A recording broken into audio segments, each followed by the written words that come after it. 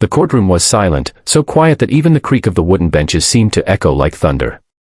Sunlight streamed through the tall windows, painting stripes of gold across the polished floor. At the very center of it all sat Elara Whitman, a young woman whose hands trembled as she cradled her swollen belly.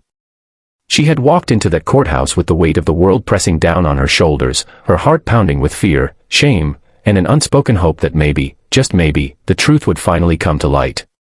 But as the murmurs of lawyers and spectators swirled around her like a storm, her body gave into the pressure, and she collapsed against the table.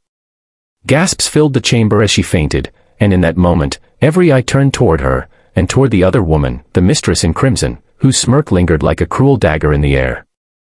Before we go further, if you believe in kindness, in forgiveness, and in second chances, please take a moment to like this video, share it with someone who might need hope today, and subscribe to our channel, Kindness Corner. Together, we can spread stories that remind the world that hearts can change, and that truth always finds its way. Elara had never wanted to be in this position. She once dreamed of simple joys, a small home filled with laughter, a husband who cherished her, and a child who would grow up surrounded by love. She had all of that, until she discovered the betrayal. Her husband, Adrian, a wealthy entrepreneur admired in their city, had strayed from their vows. The woman he turned to was Cassandra Hart, a striking figure who flaunted her beauty and influence with pride. Rumors whispered through Elara's neighborhood like wildfire, and soon, whispers became truth she could no longer ignore. When Elara confronted Adrian, her world shattered completely. He denied nothing. Instead, he filed for divorce and sided with Cassandra. Pregnant and broken, Elara thought she had lost everything. But Adrian's arrogance had no limits. He claimed Elara's child might not even be his, accusing her of infidelity to protect his reputation and fortune. Cassandra, always at his side, supported his claim with venom-laced words. And so, the matter dragged into court, where a DNA test would decide the fate of not only a marriage but of an unborn child's future. The trial was grueling. Each day, Elara had to face Cassandra's mocking eyes, the smirk that suggested she had already won. Each day, she listened to lawyers twist her life into fragments of speculation and lies. Yet despite the attacks, Elara clung to the only truth she knew, that the life within her belonged to Adrian. She prayed for strength, for justice, and for the chance to protect her baby from growing up under the shadow of deceit. The day she fainted, the courtroom was packed with curious spectators. Some came for gossip, others for the spectacle of seeing a wealthy man humiliated. When Elara's body crumpled, the judge immediately called for paramedics, but she insisted on staying after being revived, her pale face lit by sheer determination.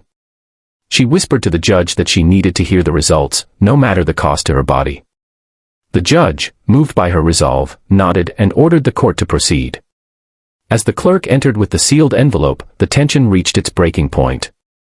Cassandra leaned back in her seat, arms folded, her red dress glowing like fire against the somber room. She whispered something to Adrian, and they exchanged a confident smile.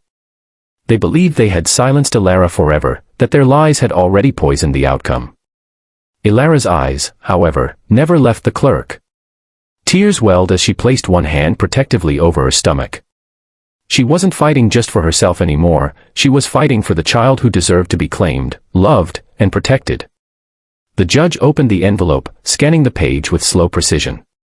The silence was unbearable. The clock ticked louder than footsteps in an empty hall. And then, with a voice steady as stone, the judge read the results aloud. Adrian Whitman was confirmed to be the father of Elara's unborn child, without question, without doubt. Gasps broke across the courtroom like waves crashing against rocks.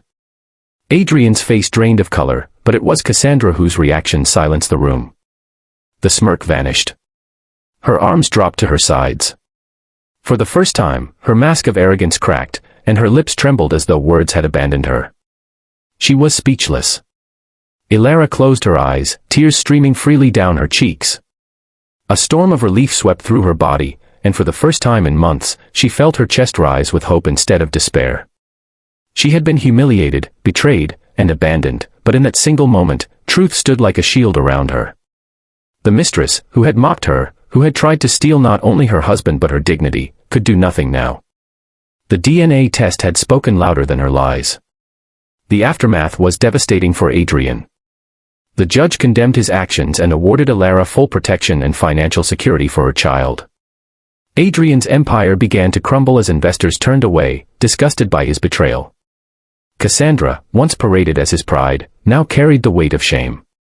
She slipped out of the courtroom, no longer with the confidence of a victor but with the silence of someone whose illusions had shattered. Ilara, though still wounded, walked out of that courthouse with her head held high. The sunlight outside was brighter than it had been in months, and she felt as though the world had opened its arms to her once again. Strangers who had watched her ordeal came forward with kind words and tears in their eyes. She realized she wasn't alone. There were still people in the world who believed in truth, in justice, and in kindness. Over the months that followed, Ilara rebuilt her life. She welcomed her baby boy into the world, naming him Gabriel, which meant, God is my strength. Each night, as she cradled him in her arms, she whispered promises of love, of safety, and of hope. Though scars remained, they no longer defined her.